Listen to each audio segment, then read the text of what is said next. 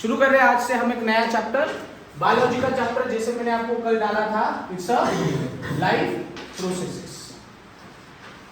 ठीक है, बड़ा चैप्टर है बच्चों बायोलॉजी के अंदर, जिसके ऊपर बहुत सारे क्वेश्चंस आते हैं। ठीक है, अब सबसे पहले तो आपको पता होना चाहिए व्हाट इज लाइफ। लाइफ क्या होता है, कोई बता पाएगा? मतलब हम जिंदा है, ये आप कैसे कह सकते हैं? Yes, Anything which is respire or respirate the life. Okay, anything which do the respiration, जो रेस्पिरेशन करता है, या फिर इन्होंने कहा कि एक्सलेशन करता है। ठीक है, बराबर मुद्दा पकड़ा इसमें, और बहुत सारे और भी कैरेक्टर्स है बच्चों। ठीक है, चलो एक एक करके रिवाइज करते हैं कि what can be the characteristics of life. पहली चीज सबसे इंपॉर्टेंट, जैसे इन्होंने कहा अगर कोई रेस्पिरेशन करता है, ठीक है, तो वो लिविंग थिंग है, बराबर।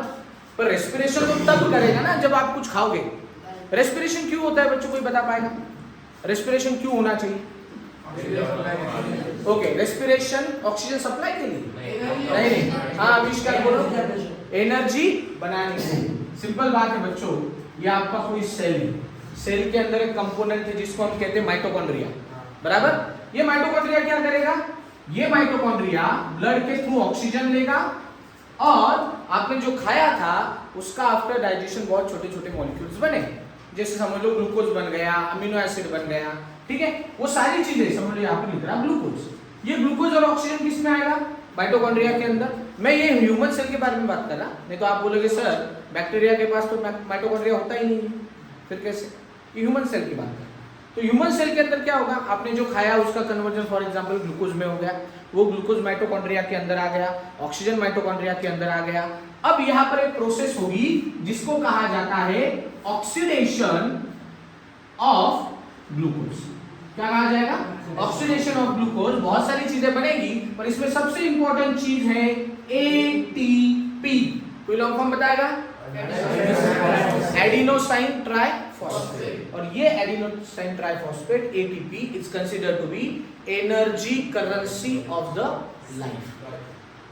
हमें अगर जिंदा रहना है तो इसकी जरूरत है, राइट। और ये चीज बनने का काम सिर्फ रेस्पिरेशन कर सकता है। तो हर एक एनिमल में एटीपी होता है? यस यस, सब में यूनिवर्सल है ये। कहीं पर ऐसा नहीं कि बैक्टीरिया के पास कुछ अलग मॉलिक्यूल बना और अपने पास एटीपी ही बना, ऐसा कुछ नहीं होता, सबके पास एटीपी ही बनता है। यहाँ तक क्लियर है सबको? फाइन।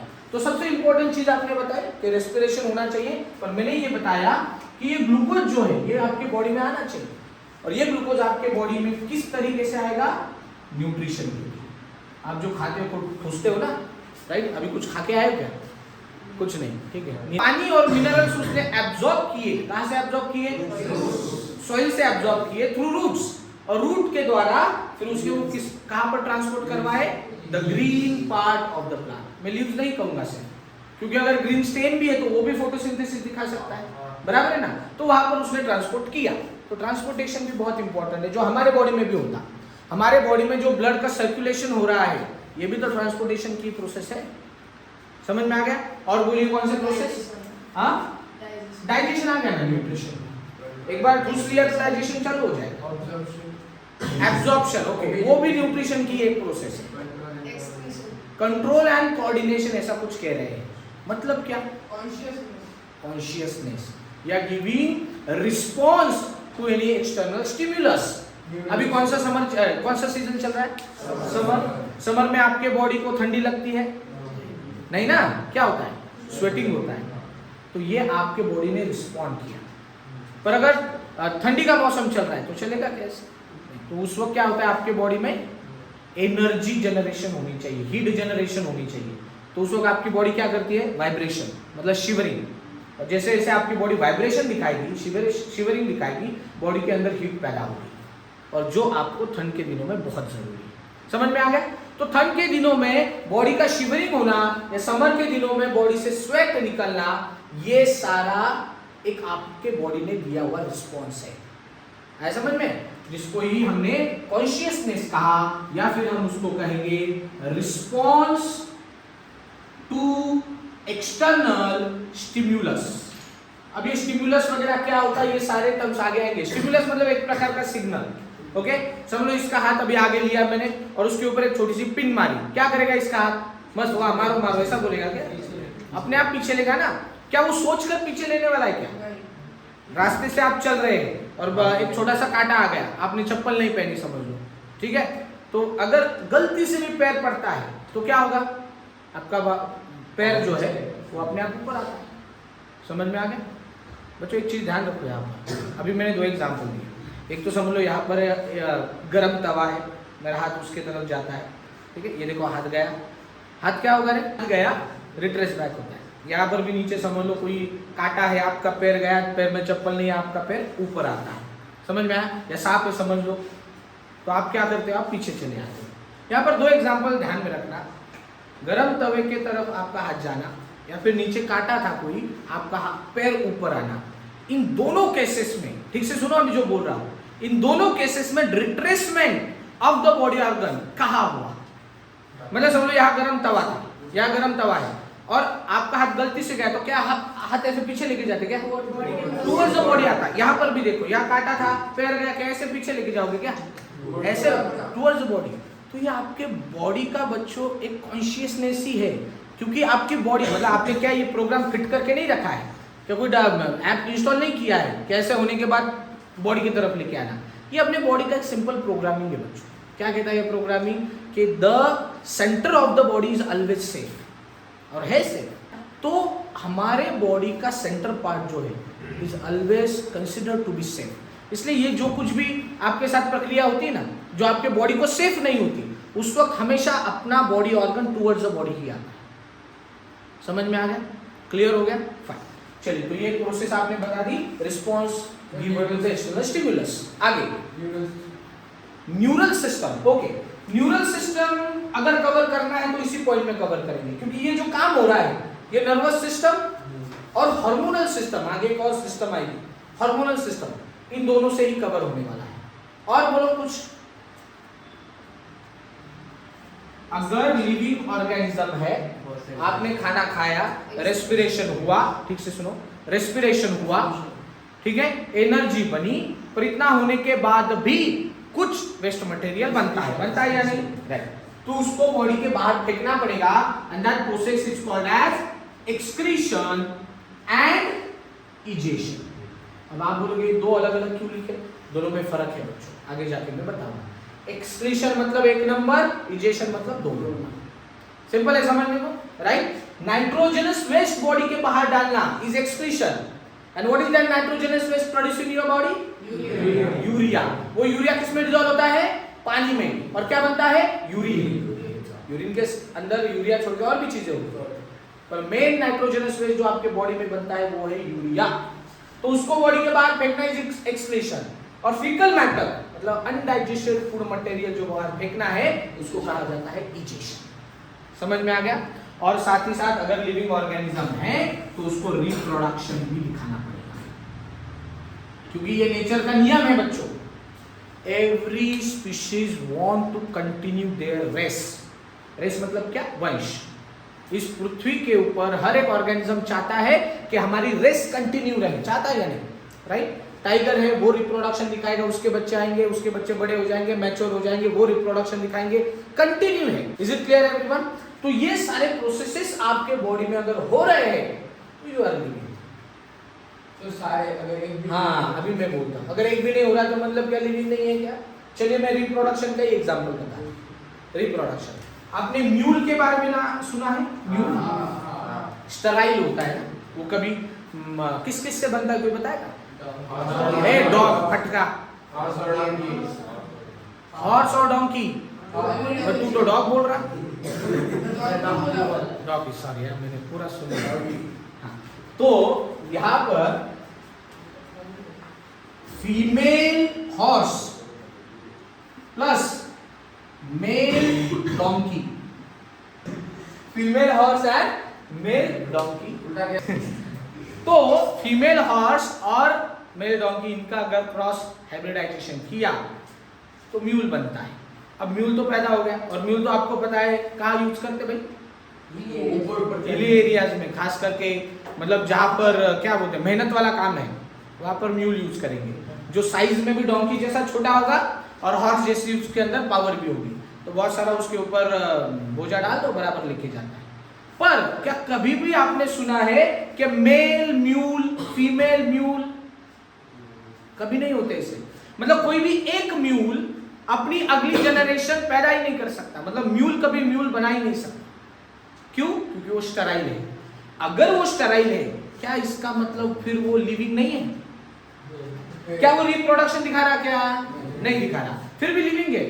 तो नॉट नेसेसरी कि सारे के सारे कैरेक्टरिस्टिक्स इसके अंदर डेफिनाइट होंगे। डेफिनाइट का मतलब क्या? कि ये कैरेक्टरिस्टिक है तभी वो लिविंग होगा, ऐसे नहीं हो सकता।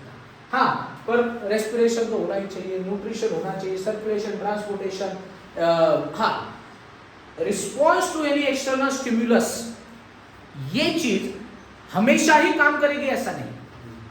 समझ लो, अभी फिर से एक बार वही एग्जांपल कि इधर गर्म एक पैन है, मेरा हाथ गया वहां, और नेचुरली आपके हाथ में क्या करना चाहिए? पीछे आना चाहिए, पर नहीं दिखाया, नहीं दिखाया। समझ लो इसके अनुसार बैठ गया, आपको चटका बैठ गया, ठीक है, तो क्या होगा? फिर हो गया तो फिर डैमेज हो जाएगा, और क्या, ज्यादा से ज्यादा क्या होगा? मामूली सी मौत हो जाएगी, बात खत्म।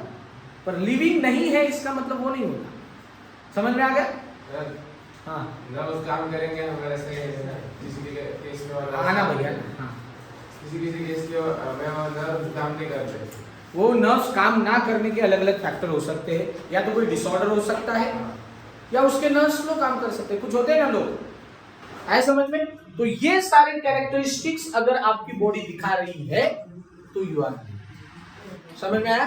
पर एक बहुत इंपॉर्टेंट नोट स्टेटमेंट मैंने यहां पर कहा, नॉट नेसेसरी कि अगर यही सारे हैं तो वो लिविंग है, इसमें से एक भी नहीं तो वो लिविंग नहीं, ऐसा नहीं हो सकता।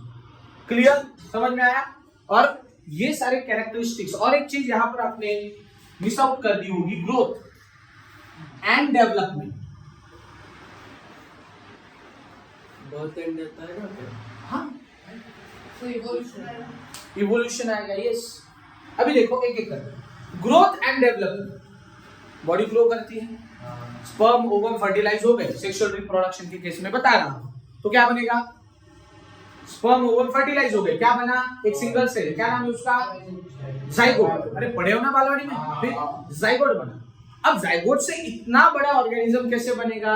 वो सिंगल सेल जाइगोट जो है मल्टीपल टाइम डिवीजन दिखाएगा, 1 के 2, 2 के 4, 4 के 8, कंटिन्यू डिवीजन दिखाते जाएगा, फिर एक एम्ब्रियो बनाएगा, फिर फिटस बनाएगा, फिर बेबी डिलीवर आउट होगा, फिर वो धीरे धीरे धीरे बड़ा होगा। मतलब क्या हो रहा है? ग्रोथ हो रही है। समझ में आ रहा? और जो ऑर्गन्स वगैरह बने वो सारे क्या दिखा रहे हैं? समझ में आ रहा है? क्लियर हो गया? हाँ, इन्होंने कहा था इवोल्यूशन। इवोल्यूशन ये चीज क्या होती है? समझ लो इसको। समझ लो कि अभी एक जॉब इंटरव्यू ले रहा, मेरी एक बहुत बड़ी कंपनी है, राइट, और 2 कैंडिडेट आए इंटरव्यू के लिए। पहला, और मेरी रिक्वायरमेंट क्या है कि उसके कंप्यूटर स्किल अच्छे होने चाहिए। भले ही मेरी कंपनी एक्सेल शीट के ऊपर ज्यादा काम करती है, राइट, तो 2 आ गए। पहले वाली को पूछा, भाई हमारी कंपनी जो है एक्सेल शीट के ऊपर बहुत काम करती है, तो क्या आपको आता क्या? वो तो उसने कहा हाँ आता। ठीक है, फिर मैंने बोला और क्या आता? फिर क्या वो MS ऑफिस कहते ना उसको, हाँ, उसमें से और क्या आता? बोले कुछ नहीं सर, एक्सेल ही आता बस, और कुछ नहीं आता। ठीक है, बाहर बैठो। फिर दूसरे कैंडिडेट को बुलाया, दूसरा कैंडिडेट आया, उसको पूछा मैंने कि आपको क्या क्या आता? एक्सेल आता? बोला आता। आपको फोटोशॉप आता? और क्या होता है? वर्ड पे टाइप करना आता? पावर पॉइंट प्रेजेंटेशन बनाने आता? तो अब मुझे बताइए, पहले ऑर्गेनिज्म ने, अब मैं दोनों को पूछा कि चलो भले ही आप दोनों मेरे कंपनी के लायक हो, क्योंकि एक्सेल के ऊपर मेरा ज्यादा काम है ना, पर कौन सा कैंडिडेट में सिलेक्ट करूंगा, पहला या दूसरा? ऑब्वियसली दूसरा। क्यों? क्योंकि उसके पास वेरिएशन है, उसके पास क्या है? वेरिएशन। और आगे जाके समझ लो, मेरे कंपनी ने एक्सेल छोड़ के पावर पॉइंट के ऊपर ज्यादा काम करना शुरू कर दिया, तो कौन सा बेनिफिशियल रहेगा, पहला या दूसरा? ऑब्वियसली दूसरा। मतलब क्या? मेरे कंपनी ने अभी अपना काम बदल दिया, मतलब नेचर ने अपना एनवायरनमेंट अगर चेंज किया तो ऑर्गेनिज्म ने भी उसके अनुसार चेंज होना चाहिए ना, है या ना? जैसे पहला कैंडिडेट बोला सर कल पावर पॉइंट के ऊपर काम करना शुरू कर दोगे, तो फिर मैं क्या करूं? मैं नहीं बदलूंगा। अगर उसने ऐसा कहा तो क्या वो मेरे काम की चीज है? अब एनवायरनमेंट अगर बदलाव दिखा रहा है और कोई ऑर्गेनिज्म कहे कि मैं चेंज नहीं होगा, अगर वो चेंज नहीं होने वाला तो वो सरवाइव करेगा क्या? तो परिस्थिति के अनुसार बॉडी के अंदर जो बदलाव लाने हैं उसे ही हम कहते हैं इवोल्यूशन। एडेप्टेशंस होते हैं, वही एडेप्टेशन के अनुसार स्पीशीज के अंदर चेंजेस आएंगे और धीरे धीरे धीरे धीरे वो स्पीशीज पहले के अनुसार चेंज हो जाएंगे, उसे क्या कहेंगे हम? इवोल्यूशन। एक एग्जांपल बताता हूँ इवोल्यूशन का। अगर आप साउथ में जाओगे तो बहुत सारे हाथी होते हैं। महाराष्ट्र में ज्यादा हाथी नहीं है, कोल्हापुर साइड छोड़िए, ठीक है। साउथ में बहुत सारे हाथी है वहां पर। तो साइंटिस्ट ने क्या स्टडी किया, फीमेल जब रिप्रोडक्शन के लिए मेल को सिलेक्ट कर रही थी पहले, तो वो क्या देखती थी फीमेल कि कौन से मेल हाथी के दांत मतलब टस बड़े। क्यों? क्योंकि नेचर अनुसार उनका नॉलेज ये कहता होगा, हाथियों का नॉलेज ये कहता होगा कि जिसके बड़े टस उसके जीन स्ट्रॉन्ग, बराबर। तो जब उसके साथ रिप्रोडक्शन होगा तो जो बच्चे पैदा होंगे वो भी जीन वाइज स्ट्रॉन्ग ही होंगे, बराबर। तो फीमेल पहले ऐसे मेल्स को सिलेक्ट करती थी, पर स्टडी वाइज ये पता चला कुछ दशकों बाद, मतलब कुछ 100 साल गए होंगे, उन्होंने ये ऑब्जर्व किया कि अब फीमेल जिनके बड़े टस्क के उनको सिलेक्ट नहीं करती, हाँ, जो छोटे टस्क वाले हाथी है ना उनको सिलेक्ट करती थी। क्यों? क्योंकि उन्होंने क्या ऑब्जर्व किया कि जिनके बड़े टस्क है उनकी शिकार होती थी। मतलब जब इस हाथी के बच्चे पैदा होंगे, अगर उसके टस्क बड़े रहेंगे तो वो मारे ही जाएंगे। So will it continue the species? नहीं, उसका रेस कंटिन्यू रहेगा क्या? नहीं रहेगा। तो उन्होंने क्या करना शुरू कर दिया, जो छोटे टस्क वाले मेल है उनके साथ रिप्रोडक्शन की। फायदा क्या हुआ? छोटे टस्क वाले तो मारे ही नहीं जाते। मतलब ऐसा उनका नॉलेज कहता होगा। समझ में आ गया? तो उन्होंने क्या किया, परिस्थिति के अनुसार खुद में बदलाव लाया। तो that is also considered to be evolution. Not necessary के बॉडी के अंदर ही चेंजेस होने चाहिए, बिहेवियर के अंदर भी अगर चेंजेस होते हैं तो उसे भी इवोल्यूशन कहा जाता है। समझ में आ गया? क्लियर हो गया? तो कोई लिविंग ऑर्गेनिज्म अगर ये सारे कैरेक्टरिस्टिक्स दिखाता होगा तो उसे हम लिविंग कह सकते हैं। And these are the characteristics of living organism. समझ में आ गया सबको? तो अब हर एक प्रोसेस की हम सिस्टम के साथ रिलेशन लगाते जाएंगे। रेस्पिरेशन दिखाने वाली कौन सी सिस्टम है आपके पास? Respiratory system. न्यूट्रिशन दिखाने के लिए डाइजेस्टिव सिस्टम। सर्कुलेशन दिखाने के लिए सर्कुलेटरी सिस्टम। प्लांट के अंदर transport system. Response to external stimulus, जो भी आपने कहा, नर्वस सिस्टम।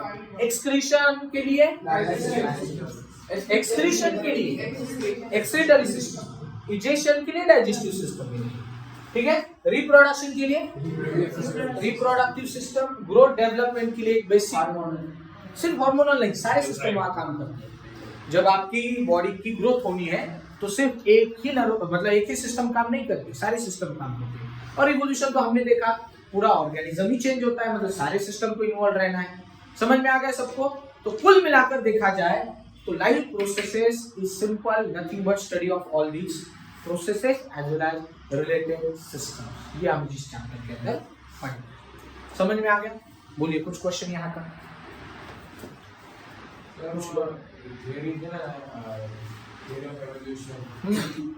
बहुत सारे लोगों ने बताई थी, लैमार्क ने बताई थी, डार्विन सर ने बताई थी। डार्विन सर की जो आज तक चल रही है, उसके बाद नियो डार्विनिज्म, मतलब नया डार्विन का थ्योरी भी आया था जो बाद में लोगों ने दिया, डार्विन सर ने नहीं दिया।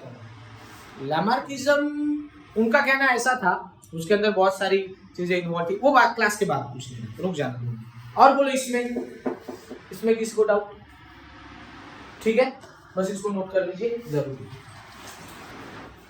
अगला पार्ट शुरू कर रहे हैं न्यूट्रिशन।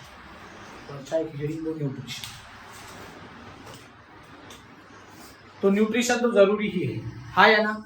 जो कुछ भी हम खाते हैं, मैं एनिमल्स की बात कर रहा हूँ, जो कुछ खाएंगे उससे क्या बनेगी? एनर्जी। इवन प्लांट के केस में भी सेम है। भले ही प्लांट्स फोटोसिंथेसिस दिखाते हैं, पर इसका मतलब ये नहीं कि वो सिर्फ दूसरों को फूड देने के लिए करते हैं, ऐसा नहीं होता। जो बंदा दूसरों को दे सकता है वो खुद के लिए भी यूज कर सकता है ना। जब वो फूड प्लांट दूसरों को देते हैं तो खुद के लिए भी यूज करेंगे। तो न्यूट्रिशन का बेसिक कॉज है बच्चों एनर्जी तैयार करना, बाकी कुछ नहीं। न्यूट्रिशन क्यों कर रहे हैं हम? तो हमें एनर्जी चाहिए, और एनर्जी जो मिलेगी हमें वो उससे ही मिलेगी। समझ में आ गया? तो न्यूट्रिशन के दो बेसिक टाइप्स है बच्चों। पहला टाइप है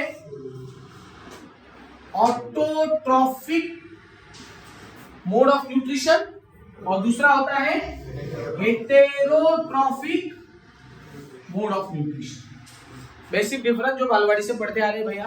ऑटो का मतलब होता है सेल्फ, ऑटो का मतलब क्या होता है? सेल्फ। ट्रॉफिक का मतलब होता है nutrition, self nutrition, the organism who prepare their own food. Basic definition आपने बहुत बार समझी है बच्चों, आया ना? ठीक है, जो ऑर्गेनिज्म खुद का खाना खुद बना सकते हैं उन्हें हम ऑटोट्रॉफ्स कहते हैं। क्या कहते हैं?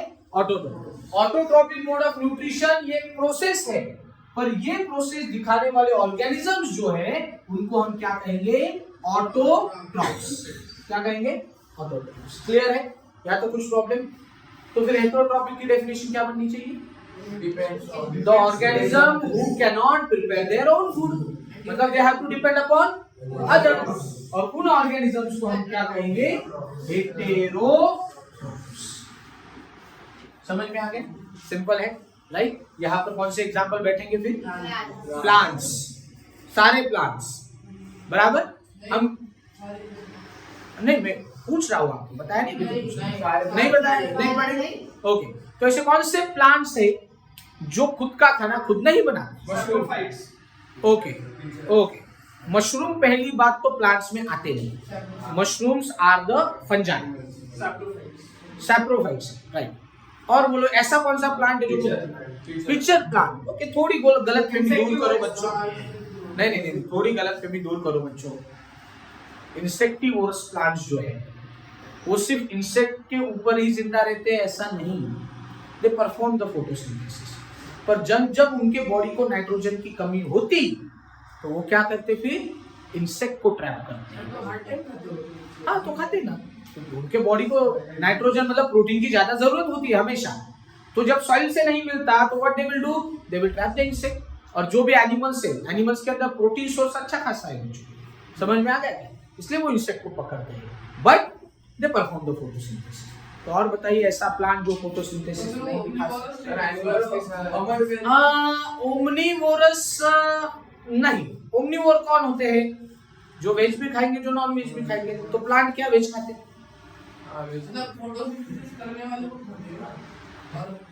नहीं, इंसेक्टिवोरस प्लांट फोटोसिंथेसिस जो कर रहा है उसको खाते हैं, मतलब प्लांट्स खाते हैं, सिंपल। हाँ। तो प्लांट कौन सा प्लांट खाता है? फोटोसिंथेसिस में photosynthesis is not the organism, it's a process. Parasites, okay. अब पैरासाइट जैसे इन्होंने कहा अमरवेल, वो हो सकते, समझ में आया? ये भले ही प्लांट्स है, बट फॉर द न्यूट्रिशन वो दूसरे के ऊपर भी डिपेंड हो सकते हैं। आया समझ में? चलिए, तो ऑटोट्रॉफिक मोड ऑफ न्यूट्रिशन दिखाने वाले ऐसे ऑर्गेनिज्म है which prepare their own food, ठीक है? जिसमें एक बेसिक प्रोसेस आती है जिसको हम कहते हैं फोटोसिंथेसिस, और वो फोटोसिंथेसिस हमें डिटेल में आगे पढ़ना है। समझ में आ गया? चलिए, तो ऑटोट्रॉफ्स के अंदर अभी दो प्रकार के ऑर्गेनिजम्स हैं। नॉट नेसेसरी कि फूड बनाने के लिए हमेशा सनलाइट की ही जरूरत होती है। इस पृथ्वी के ऊपर कुछ ऐसे भी ऑर्गेनिजम्स है बच्चों जो खुद का खाना बनाने के लिए लाइट का यूज नहीं करते, वो किसी केमिकल का यूज करते हैं। फॉर एग्जाम्पल, गुफा पता है ना, केव्स, उसके एकदम डीप में जाओगे तो बैक्टीरिया रहते हैं, हाँ या ना? तो वहां तो कोई ऑर्गेनिज्म है नहीं कि सैप्रोफाइटिक मोड ऑफ न्यूट्रिशन दिखाकर उसको खाएंगे, वैसे भी नहीं होता। जिंदा भी रहना है तो फोटोसिंथेसिस भी नहीं दिखा सकते क्योंकि वहां तक लाइट नहीं पहुंचती। तो फिर वो क्या करेंगे? वहां पर सॉइल जो होगी या जो भी मिट्टी होगी या जो भी रॉक्स होंगे उसके अंदर कुछ केमिकल्स रहेंगे, जैसे कि सल्फर। क्या? सल्फर। उस सल्फर का यूज करेंगे और खुद का खाना खुद बनाएंगे, सिंपल, राइट? तो उन्होंने यहाँ पर खाना बनाने के लिए किसका उपयोग किया? केमिकल। तो इनको हम कहेंगे specially chemo autotrophs. They are autotrophs. Means what? They prepare their own food, but with the help of chemicals. इसलिए इनको कहा कीमो ऑटोट्रॉफ। और ऐसा एक ग्रुप बच्चों इस पृथ्वी के ऊपर है, जिसको हम स्पेशली कहते हैं आर्किया। क्या कहते हैं? आर्किया। जिसमें एक एग्जांपल आता है बच्चों, that is purple sulphur bacteria. Purple sulphur bacteria. ये बैक्टीरिया ना दूसरे ऑर्गेनिज्म के ऊपर डिपेंड होते हैं, ना फोटोसिंथेसिस करते हैं, but still they prepare their own food with the help of chemical. और नाम से ही पता चल रहा है कौन सा केमिकल यूज करेंगे वो? सल्फर। खुद का खाना खुद बनाना। आयंस के भी बहुत सारे। ये देखो, ऑर्गेनिज्म को जो सूट करता है वो केमिकल वो एब्जॉर्ब करके खाना बना सकते हैं। सल्फर नहीं मिला तो क्या करेगा? सल्फर मिल वो ग्रो ही ऐसे जमीन में करेंगे जहां पर सल्फर होगा। समझ में आ गए? चलो, उसके बाद दूसरा पॉइंट है फोटो, जहां पर मतलब ये प्लांट्स अलगी वगैरह जो है वो खाना बनाने के लिए किसका उपयोग करेंगे? लाइट का। उन्हें हम कहेंगे photo autotrophs, the organism which prepare the food with the help of light. क्या यहाँ पर लाइट कहना सही रहेगा, सनलाइट कहना सही रहेगा, या any kind of light? Light मतलब कोई भी लाइट के अंदर फोटोसिंथेसिस कर सकते?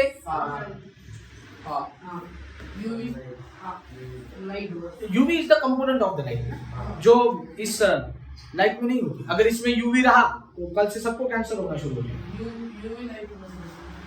UV is the part of light, it's not the complete. UV मतलब खुद लाइट नहीं है, वेव के फॉर्म में है। हाँ? हम बोलने को यूवी लाइट कहते हैं, पर UV is the component of the light. ये देखो बच्चों, यहाँ पर जो लाइट अभी आपको दिखाई दे रही है या जो सन से आती है, सन देते वक्त सारे प्रकार की लाइट देता है। हार्मफुल भी लाइट देता है, यूजफुल भी लाइट देता है, सब देता है। पर पृथ्वी तक पहुंचने वाली जो है इट्स यूजफुल लाइट। समझ में आया? और जिसको हम कहते हैं विजिबल रेंज, विजिबल लाइट मतलब जो आप कहते हैं ना विजुअल, विजुअल पता है ना? वायलेट, इंडिगो, बोलो, blue, green, yellow, orange, red, ये सारे कलर से बनी हुई जो लाइट है वो विजिबल लाइट है। और हमारे पृथ्वी पर जो पहुंचती है वो विजिबल लाइट पहुंचती है। इवन ये लाइट भी आपके आसपास है ना, ये भी विजिबल लाइट है। हाँ बस ये आर्टिफिशियल। अब देखो, इसके पहले भी लाइट की रेंज हो सकती है, इसके बाद भी एक लाइट की रेंज हो सकती है।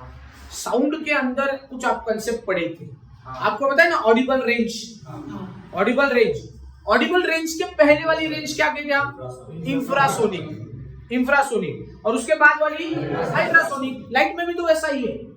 समझ में आ रहा है क्या? ओके, इसके पहले वाली, सबसे पहले कौन सा आया आपका? वी ना? तो इसके पहले वाली कौन सी होगी? UV, ultraviolet. बराबर। लास्ट वाला कौन आता है? रेड, उसको हम कहेंगे इंफ्रारेड लाइट। सिंपल। पर ये दोनों वाले हमेशा ही हमें यूजफुल होंगे ऐसा नहीं। पर यूवी के बारे में तो आप अच्छा खासा जानते हो। यूवी लाइट जो है, अब देखो मैं बोलते वक्त हम बोल रहे हैं कि यूवी लाइट है, बट अभी आपको समझ में आ गया it's a component of light. Light जो हम यूज करते हैं विजिबल वाली है, और उसके पहले वाला it's a component of radiation है। हाँ, रेडिएशन। यस, हाँ बोलिए। समझ में आ गए सबको? कुछ क्वेश्चन? यहाँ पर कौन आएंगे? सारे ग्रीन प्लांट्स। एक मिनट, सारे ग्रीन प्लांट्स जिसके अंदर अलगी भी आती है। समझ में आ गया क्या? ठीक है, अलगी भी आती है। हाँ, और आप कह रहे थे कुछ मशरूम, पर मशरूम प्लांट्स में आता ही नहीं। मशरूम एक प्रकार का फंगस है। Is it clear? बोलिए कुछ क्वेश्चन यहाँ तक। तो ये पार्ट क्लियर है क्या? पहले बोलो, या इसके ऊपर कुछ डाउट है तो पूछो। जो खुद का खाना खुद नहीं बनाते, तो इसके अंदर भी बच्चों कैटेगरीज आएंगी। सबसे पहले कैटेगरी हम बात करने वाले हैं सैप्रोट्रॉप्स के बारे में। क्या हुआ? सैप्रोट्रॉप्स के बारे में।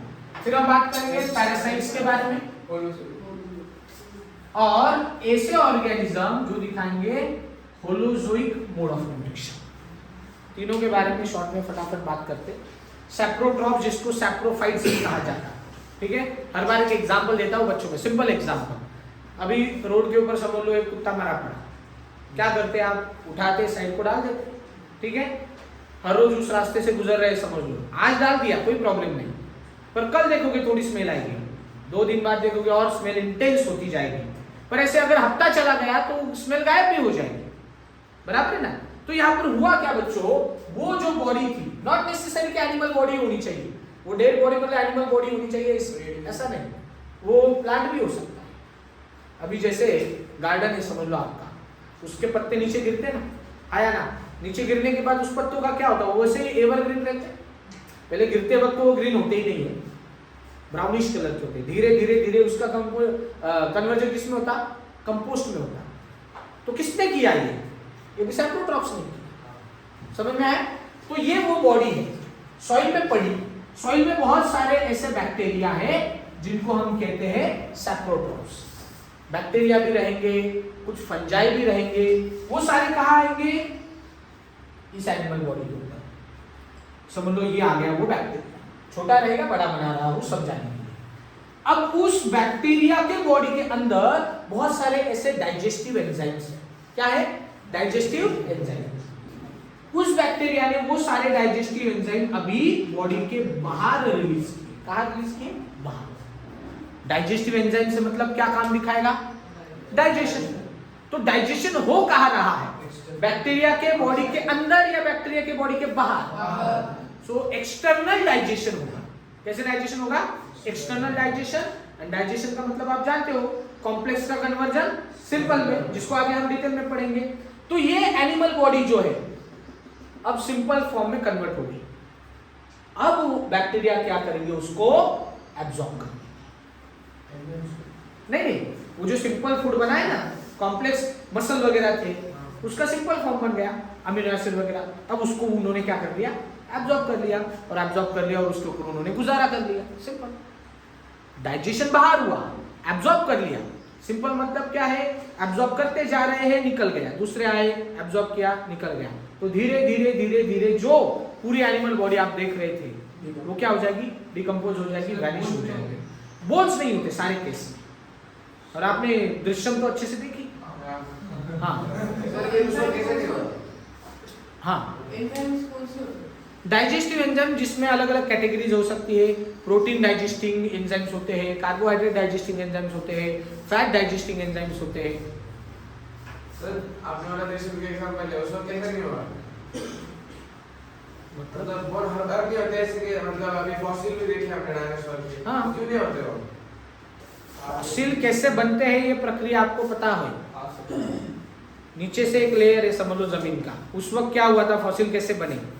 फॉसिल कैसे बने? ठीक से सुनो। जमीन का लेयर था और अचानक से कोई ऐसी कैलेमिटी आई होगी जिसके वजह से ये प्लांट्स, एनिमल्स जगह पर क्या हो गए? दब गए। दब गए मतलब बरी हो गए।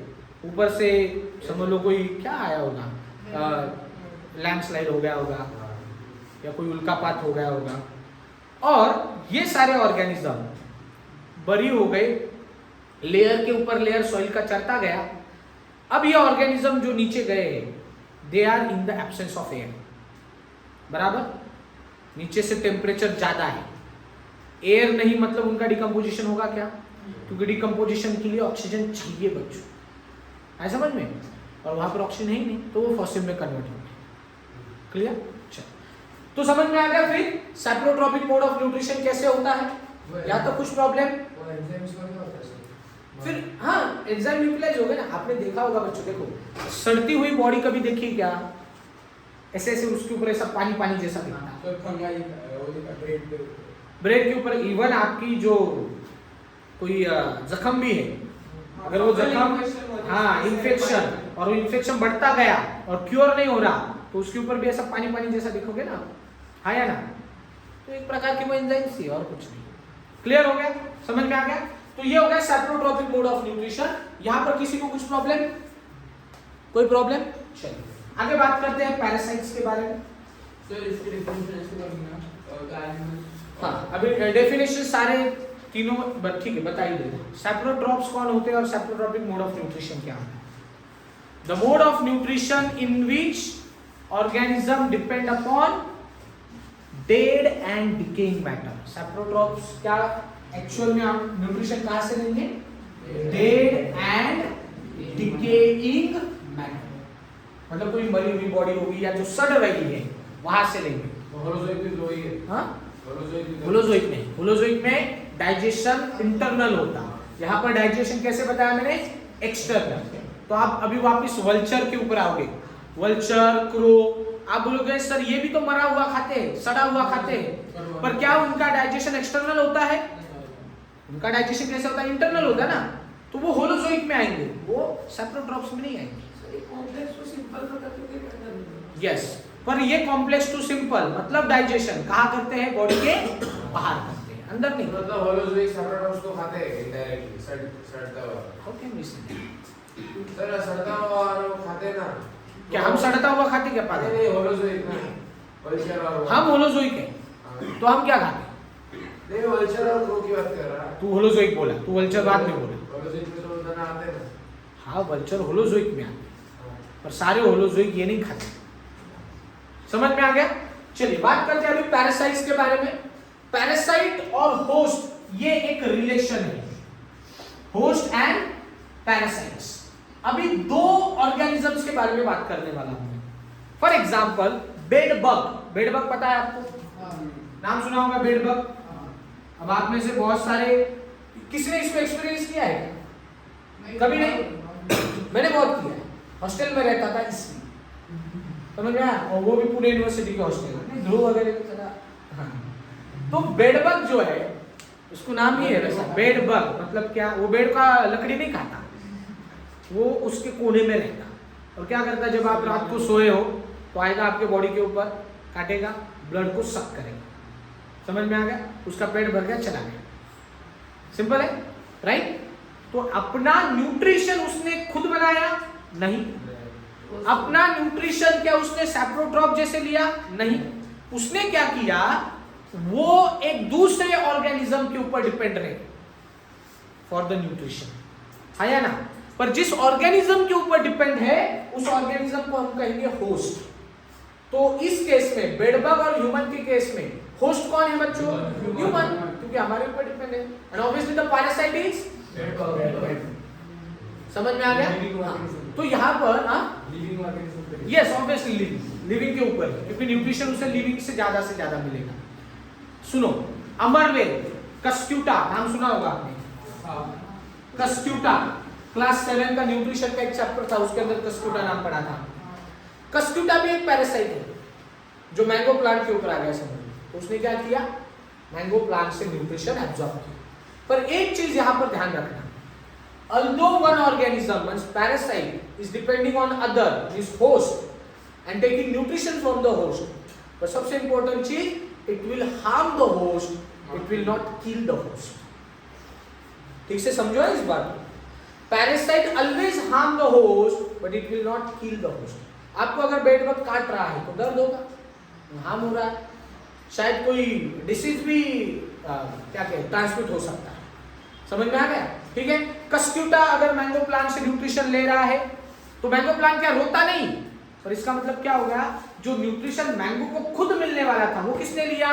कस्क्यूटा ने लिया। तो मैंगो प्लांट की ग्रोथ तो अपने आप कम ही हो गई ना, तो ये एक प्रकार का हार्म ही है। पर क्या मैंगो प्लांट मर जाएगा क्या? नहीं, धीरे-धीरे मरेगा। नहीं मरेगा, नहीं, धीरे धीरे नहीं। मैंगो प्लांट का स्वभाव ही है फोटोसिंथेसिस करते रहेगा। समझ में आया? हाँ, पर अगर बहुत पैरासाइट ने इन्वेड कर लिया तो फिर मैंगो प्लांट का कुछ खराब है। समझ में आ गया? ठीक। तो फिर उसको वो निकालने के लिए कुछ करता है क्या? नहीं, वो कुछ नहीं कर सकता। जैसे कि हाँ, पर एक है, मैंगो के पास नहीं, पर कुछ ऐसे प्लांट्स हैं उनके पास डिफेंस मैकेनिज्म होता है बच्चों, उनके पास डिफेंस मैकेनिज्म होता है खुद को बचाने के लिए, पैरासाइट से कहो या ग्रेजिंग एनिमल से कहो। अब मुझे बताया आपको एकेशिया, रुई का झाड़ पता है? क्या कभी रुई को खाते हुए देखा है किसी गाय को, भैंस को, बकरी को? क्यों? क्योंकि उसके पास एक डिफेंस मैकेनिज्म है। क्या है? जब वो उस रुई के झाड़ को खाएगा ना तो उसके अंदर एक व्हाइट कलर का लैटेक्स होता है, देखा होगा आपने।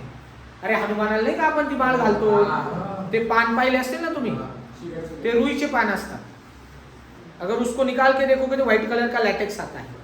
वो व्हाइट कलर का latex for the cattle poisonous है। मतलब जैसे ही वो खाए उसके डाइजेस्टिव सिस्टम पूरी हैम्पर हो जाती है। सिंपल भाषा में कहो तो जुलाब भी लग सकती है। समझ में आया? तो कैटल उसको खाते नहीं, बात सिंपल आया समझ में? ठीक, तो प्लांट्स के पास डिफेंस मैकेनिज्म होता है टू प्रोटेक्ट देमसेल्फ। आया समझ में? ठीक, चलिए अब बात करते हैं holozoic mode of nutrition, where organism ingest the food, takes the food inside the body, and where the digestion occur? Inside. यहाँ पर भी फूड लेते हैं, यहाँ पर भी फूड लेते हैं, but here in saprotroph external digestion होता है, in holozoic mode of nutrition internal digestion होता है। तो इसमें बहुत सारे एग्जांपल मिलेंगे अभी आपको। ह्यूमन खुद होलोजोइक है, वल्चर, क्रो ये भी होलोजोइक है, भले ही वो सड़ा हुआ खाना खाते होंगे, मरा हुआ खाना खाते होंगे। समझ में आ गया?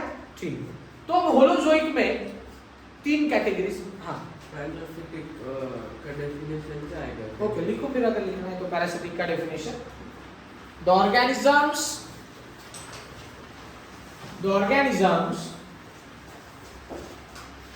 Depend on other. बेटा मैं नोट्स दे देता ना आपको, उसमें से ले लो, चलेगा ना? बहुत टाइम बचेगा और इसमें क्या ही एक्सप्लेन करना, 3 बार अभी एक्सप्लेनेशन चल रहा है ना, मैंने बताया था। हाँ हेलो वेव्स और कैपिलरीज को डिस्टिंग्विश कर सकता है क्या? वो तो नहीं पता, बट सिंपल बात है कि जब वो ब्लड सक करेगा तो वो कैपिलरी से ज्यादा करेगा। तो लेकिन वेव्स तो ज्यादा रहती है ना, सुपरफिशियल रहते हैं। हाँ, पर वेन के ब्रांचेज जो है वहां से फ्लूइड ब्लड एब्जॉर्ब करने की कोशिश करता है। वेन पे करता है कि वो देख रहा है।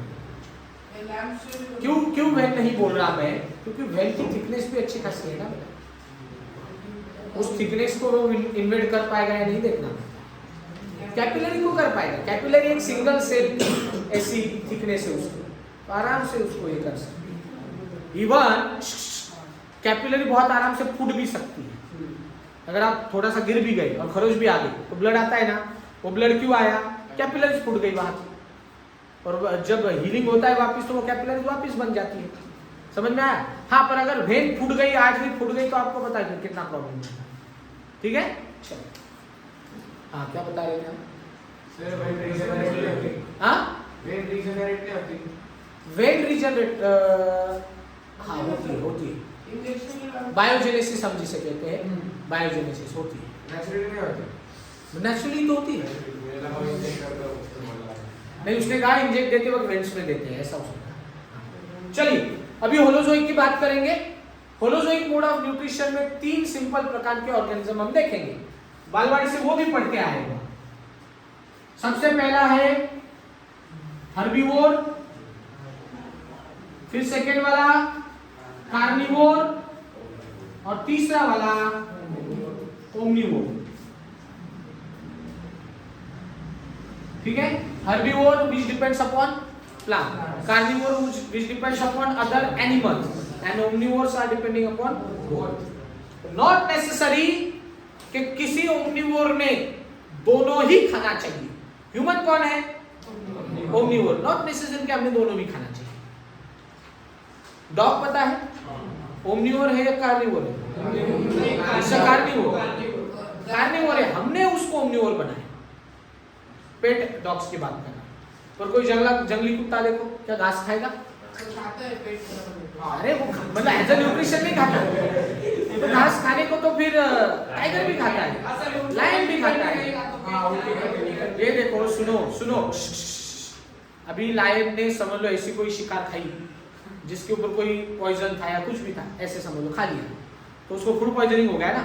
तो फूड पॉइजनिंग समझ लो हमें भी हुआ, तो सबसे पहला सिम्टम क्या दिखता रहे? उल्टी। लगे पीछे से नहीं, पहले ऊपर से। क्या होता है? उल्टी। उल्टी से क्या होता है? उसके मतलब अपने स्टमक, इंटेस्टाइन, मतलब ट्रैक के अंदर जो भी कुछ वो खराब फूड है उसको पहले बाहर डालेंगे। अब शायद लायन, टाइगर, बिल्ली, कुत्ता इनका डायरेक्ट नहीं आता, तो क्या करते हैं? घास खाते हैं, जिससे वो बाहर आने को क्या होता? मदद होती है। But they don't eat that घास एज अ न्यूट्रिशन। हम न्यूट्रिशन की बात करें। सर जो कैमल होता है वो डायरेक्ट पेट बाहर निकाल देता है, उल्टा कर देता है पेट, जो भी होता है वो बाहर जाएगा। समझ में आ गया? हाँ कुछ क्वेश्चन है तो पूछ लो अभी। हाँ सर एक डाउट था पैरासाइट का। हाँ सर इसमें प्लांट्स भी आएगा हाँ कस्कुटा कौन है? प्लांट ये पैरासाइट है, प्लांट लाइक पैरासाइट। फिर मॉस्किटो का बोला था याद नहीं आ रहा। मॉस्किटो, हाँ वही क्वेश्चन बोला होगा, मॉस्किटो एज ए पैरासाइट है या नहीं है, ये क्वेश्चन मैंने डाला था। ठीक है, तो वो पैरासाइट है क्या?